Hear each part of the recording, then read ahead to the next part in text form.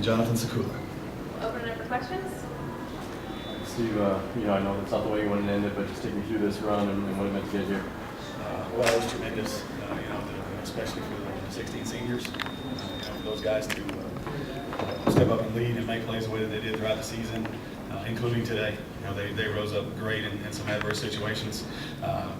Can't say enough about the whole team, and then again, the community also, the way they supported us and turned our whole hotel blue and came out here and enforced and helped us out was fantastic.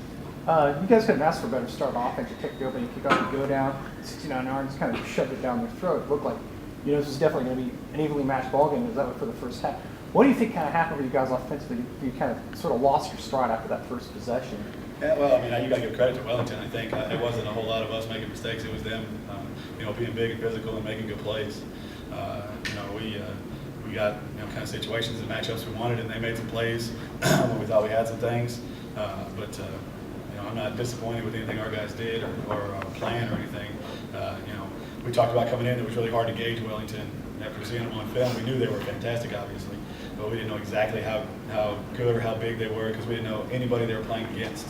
In all the films we had, it's really, it's a lot easier to have an idea if you know somebody they played or something like that. They were a little bit bigger, a little bit stronger than we thought, but they were pretty much as good as we thought we were going to be. We expected an incredibly tough battle, and they executed better than we did today. When did you feel it start to fall apart in the second half? Was it the fumble? Or? Well, actually, to tell you the truth, we kind of felt like we were in trouble before the halftime. It was only a one-score game, but they were out physicaling us, and we knew kind of athlete for athlete in the skill positions. We were very similar. The way that they're number 9 and Dean are very similar runners, and they're 13 and Justin are real similar. We knew they were a lot bigger than us in the front, but we were hoping we could out-quick them, and that worked at times, and it didn't work at other times. So, when we were getting out physical overall in the game, we knew we were in trouble. We had to change that and try to out-physical them in the second half. The guys brought it. They did fantastic. They brought everything they had. Just those bigger bodies wore us down and made it tough. And I was extremely proud of the heart our guys showed, not just to fold it up and say, hey, great season, we're going to go ahead and stop playing now. They battled and scored more points and got some stops and, never shut it down. They never quit on their coaches themselves, their community. They just left it all out there. And that's hard to do when you're going to lose and you're a senior. The game was over, with 8 minutes left, and we were still making plays. So that gives me a lot of pride in these guys. Gilworth was real slow starting against you guys.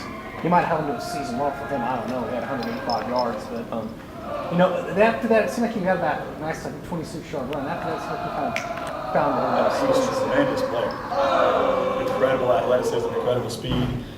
We knew that if we got a guy to him, he was going to have to tackle him. And we tackled him well early, but we got some opportunities to tackle him later, and he was slippery. He was fast. He made moves. He did things, and he was a hard guy to get on the ground. So if we had a guy free and he came up to make the tackle and didn't make it, he was gone. And we knew that was the case. We had to be perfect defensively to tackle that guy, and we were perfect for stretches of the game and other stretches we weren't. You knew Gilbert was going to be tough to stop, but then also their quarterback Ashmore was strongly in running and passing. Oh yeah, and we felt like Galbraith was their best athlete and their most explosive runner, but the quarterback we felt like was really their go-to guy. He's tough, running downhill, hard to handle, makes good decisions, and he did all those things. It was they were more than a load to try to stop, and I'll take our defense that we had this year against anybody. This is a fantastic defense. It's not like we went out there and didn't do well. They just made plays. When you got hurt in the second half, was it like a shoulder injury or? Oh yes, sir. On one of the plays I had, I landed on my shoulder and regripped it from early in the season, and I just tried to keep going with it, did the best I could.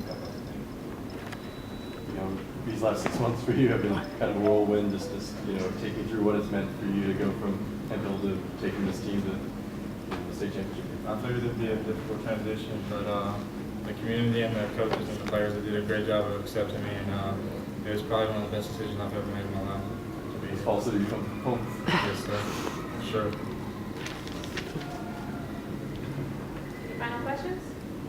Dean, just for you, what has this run meant? We